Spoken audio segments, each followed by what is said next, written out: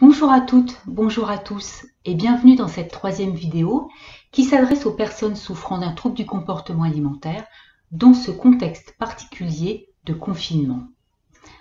Alors vous êtes très certainement surpris par le titre de cette vidéo, TCA et confinement égale double prise d'otage. Mais de quoi parle-t-elle donc? Je m'explique. J'ai suivi tout à fait récemment une conférence animée par un coach qui a longtemps travaillé pour le GIGN. Et il compare le confinement à une prise d'otage. Et vous allez voir que sa comparaison est tout à fait pertinente. Alors il y a la phase 1, c'est la capture, c'est donc le début de la crise sanitaire.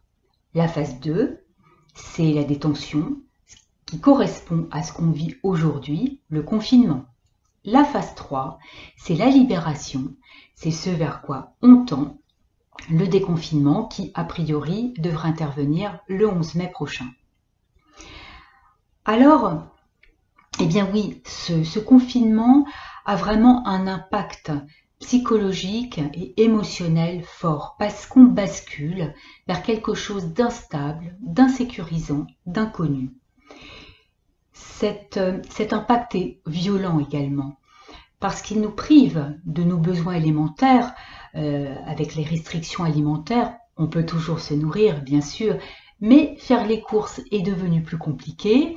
Les magasins présentent quelques défauts d'approvisionnement. Et puis, il y a aussi une privation de mobilité, une privation d'affection pour vous qui êtes éventuellement confinés seuls chez vous. Une privation de communication aussi. Bien sûr, il existe les portables, les réseaux sociaux, mais la communication en direct, en face à face, est quand même particulièrement entamée. Il y a une menace de mort également. Il y a également une distorsion du temps. On ne sait plus très bien quel jour on est. Il y a aussi un isolement qui peut générer, surtout quand on est seul chez soi, un sentiment d'abandon. Et puis pour vous qui souffrez d'un trouble du comportement alimentaire, eh bien il y a cette privation de soupape externe pour pouvoir évacuer, ventiler vos émotions, vos obsessions, vos pulsions. Et plus le confinement dure, et plus l'impact est fort, est important. Et plus, voilà, cette sensation d'oppression à l'intérieur de votre bocal est présente, bien sûr, et s'intensifie. Alors, comment ça se manifeste tout ça? Eh bien, il y a d'abord, ce que je peux dire, c'est que les tendances naturelles vont prendre plus de place. Ça veut dire quoi? Ça veut dire que, voilà, on tombe du côté où on penche habituellement.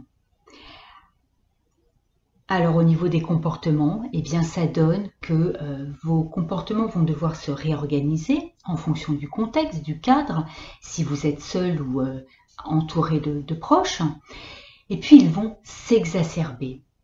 Alors moi je définis et je repère 4 profils. Il y a le profil anorexique, il y aura encore plus de contrôle, encore plus de lutte contre la faim, encore plus de restrictions. Le profil hyperphagique, il y aura encore plus de laisser-aller, de perte de contrôle sur son alimentation, sur sa vie. Le profil boulimique, de distinction. Si vous êtes isolé, il y a fort à parier qu'il y ait encore plus de crises. Si vous êtes entouré, alors là, il y aura encore plus de frustration et de crises bâillonnées, contrariées. Et puis, je distingue, moi, un 4e profil, c'est la personne qui aura un trouble du comportement alimentaire qui jusque-là était caché.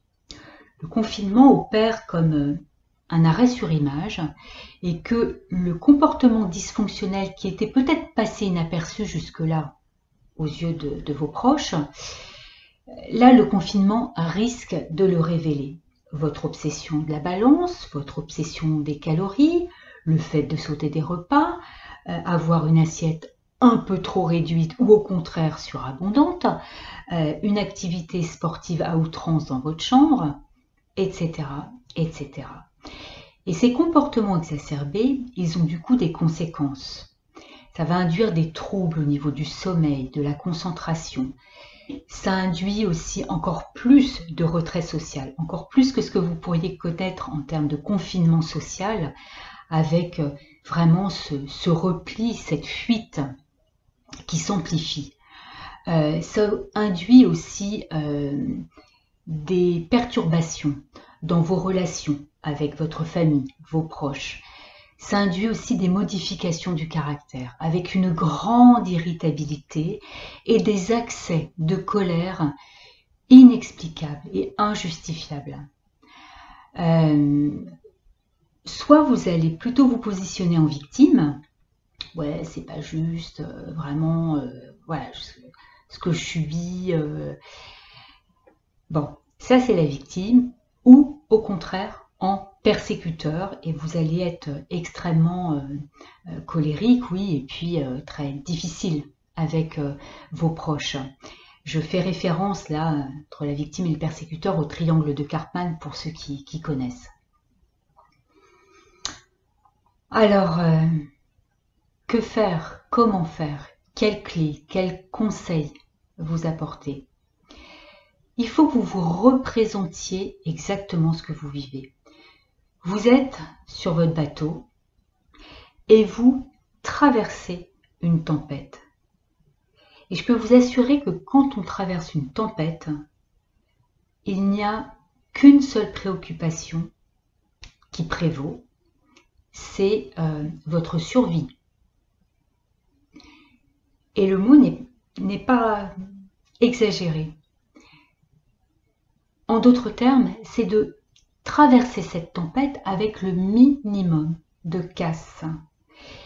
Et dans cette situation-là, vous ne pouvez pas être réceptif aux conseils des autres et à ce qui vous entoure. C'est normal, ça n'est pas vous qui dysfonctionnez, c'est juste normal. Au demeurant, je peux tout de même évoquer des exercices de respiration, aussi parler des émotions, donc en prendre conscience et les accueillir. Je ne vais pas en reparler ici parce que c'était le sujet de ma toute première vidéo, donc je vous invite à aller la visionner si ça vous intéresse. Je vais cette fois-ci m'attarder un petit peu sur la parole. D'ailleurs, la parole, ce sera l'objet de ma prochaine vidéo. La parole, elle se situe sur deux plans. La parole avec vous, oui, de vous à vous, et la parole avec vos proches. Alors d'abord, la parole avec vous. Eh bien oui, vous avez un dialogue interne. Et qu'est-ce que vous vous racontez dans cette expérience que vous vivez? Et moi, ce que je vous invite à faire, c'est vraiment de prendre conscience de votre dialogue interne, alors pas H24, mais dans les moments ou sur les aspects les plus critiques de cette expérience actuelle. Je vous invite à prendre un crayon, un papier et puis voilà, à écrire. Dans des moments de tension, vous voyez, de grandes obsessions et de grandes tensions, de frustration qui émergent là, eh bien, écrivez ce qui vous traverse. Et je peux vous assurer que, à mon avis, le robinet des pensées, il est ouvert en grand. Et que ça coule, ça coule. C'est « je suis nulle, j'y arriverai jamais, de toute façon, ça ne changera pas. Et puis là, j'ai qu'une envie, c'est d'aller prendre cette tablette de chocolat. Mais je sais que si je prends un carré, je vais me descendre la tablette, etc., etc., etc. » Et où ça devient intéressant, c'est que lorsque vous retrouverez un petit peu plus de calme, c'est de reprendre votre écrit et de, voilà, vraiment vous rebrancher, vous reconnecter à ces pensées qui avaient cours dans les moments de tension pour dédramatiser et vraiment pour prendre ce recul indispensable pour supporter ce que vous vivez. Le deuxième plan, je l'ai dit, c'est la parole avec vos proches. Et si c'est possible, moi je vous invite à poser des mots auprès de vos proches, de façon à ce qu'ils puissent se rapprocher au plus près de votre vécu. Et puis, vous permettre à eux et à vous eh bien, de renouer une relation de meilleure qualité. Surtout, ne vous culpabilisez pas si vous êtes hargneux, colérique, rigide, intolérant ou au contraire taciturne, plaintif avec vos proches. Je vous invite à tout l'inverse, indulgence, douceur avec vous-même et avec vos proches, vraiment. Alors vous l'avez compris, vous êtes dans cette tempête, elle va finir par cesser. C'est le déconfinement, c'est l'après-tempête. Qu'imaginez-vous de votre déconfinement?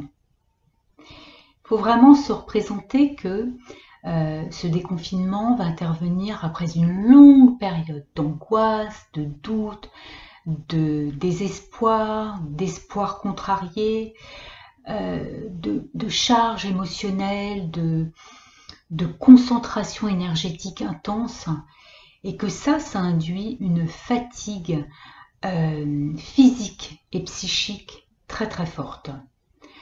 Donc l'après-confinement, il y aura besoin d'une phase de récupération, d'une phase de calme. Le déconfinement social, bien sûr, il va s'inscrire dans un climat de soulagement, d'euphorie, et pourtant, il risque de ne pas être aussi simple que ça, parce qu'il sera aussi associé à une montée de stress. Et oui, à nouveau, c'est la sortie de votre bulle, de votre hibernation, de tout ce que vous avez réorganisé aujourd'hui, donc un retour à la normale, et ce serait logique que vous le craigniez, ce retour-là. À nouveau, une modification du temps, du rythme, et puis aussi une hypervigilance, une anxiété par rapport au virus, parce que bien sûr, il sera largement affaibli, mais il sera aussi toujours présent. Maintenant, le déconfinement interne. Pourrait-il y en avoir un déconfinement interne pour vous libérer de votre TCA? En tous les cas, pour être passé par là, ce déconfinement à l'intérieur, cette après-tempête, où là, on est disposé à s'occuper de son bateau et à réparer ce qui a été cassé, eh bien, ça passe obligatoirement par des retrouvailles avec un être qui a toujours été là, mais qu'on a fini par oublier, occulter, qu'on n'a pas respecté pendant tout le temps qu'a duré la tempête, et cette tempête-là, c'est le TCA. Eh bien, ce sont des retrouvailles avec vous. Ça veut donc dire vous reconstruire, découvrir votre véritable identité en tenant compte de l'histoire de votre TCA. C'est comme une renaissance. C'est un chemin de libération, c'est un chemin vers vous. Et pour le faire, ce chemin, moi je vous conseille très très très fortement de vous faire accompagner par un professionnel. Alors voilà, j'en ai fini avec cette vidéo, et surtout, n'oubliez pas et n'hésitez pas, il y a toujours le lien dans le descriptif de la vidéo, et n'hésitez pas à l'utiliser si vous avez justement besoin d'un espace pour poser votre parole. Je suis totalement disposée, disponible à vous offrir cet espace d'écoute. Je ne peux pas dire mieux. En attendant, prenez soin de vous.